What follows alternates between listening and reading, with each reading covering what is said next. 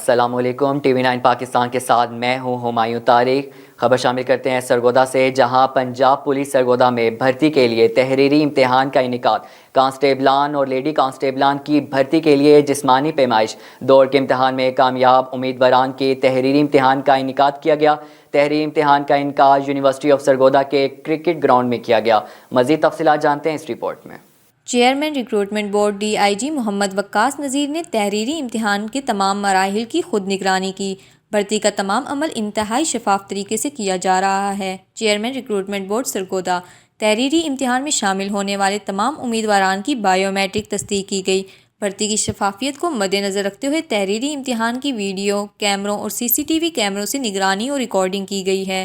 Sargodha police کی جانب سے امتحانی سینٹر کے گرد و نواح میں سیکیورٹی کے فول پروف انتظامات کو یقینی بنایا گیا۔ چیئرمین ریکروٹمنٹ بورڈ سرگودا کی نگرانی میں بھرتی کے تمام عمل کو شفاف اور میرٹ پر بھرتی کو یقینی بنایا جا رہا ہے۔ بھرتی کا عمل شفاف طریقے اور میرٹ کی بنیاد پر کیا جا رہا ہے۔